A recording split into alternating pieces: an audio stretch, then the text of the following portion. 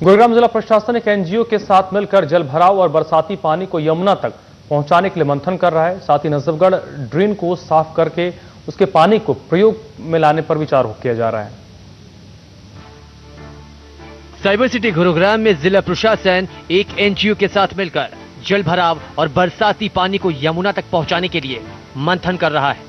साथ ही नजफगढ़ ड्रेन को साफ करके उसके पानी को प्रयोग करने पर भी विचार किया जा रहा है। दरअसल गुरुग्राम में घाटा गांव से लेकर फाजिलपुर होते हुए नजफगढ़ तक एक रेन वाटर ड्रेन बनाई गई है, जिसके द्वारा यमुना में बारिश का पानी जाता है।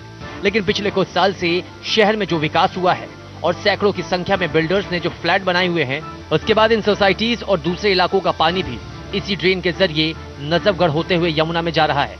यही वजह है कि नजफगढ़ ड्रेन का पानी गंदा हो गया है। गुरुग्राम वासियों की प्यास बुझाने के लिए नजफगढ़ ड्रेन को साफ करना अब बेहद जरूरी है।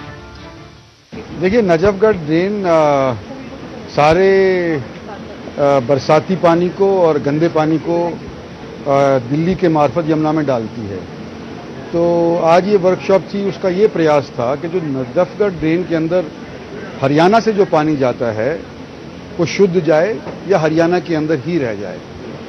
और हमारा यहाँ का जल स्तर रोजाना दिन प्रतिदिन गिरता जा रहा है और आने वाले समय के अंदर अगर हम वाटर को, पानी को कंजर्व करके और ज़मीन के अंदर, एक्वीफर्स के अंदर नहीं डाल पाएंगे तो हम यहाँ से उजड़ जाएंगे। डीएलएफ फेज 4 में आयोजित एक सेमिनार में मंथन किया गया है कि इस समस्या से कैसे निपटा जाए। खास बात यह है कि नजफगढ़ ड्रेन की सफाई नहीं होने की वजह से ही शहर से पानी निकासी होने में दिक्कत आती है। बारिश में पानी निकासी के लिए हर हाल में ड्रेन को साफ करना जरूरी है।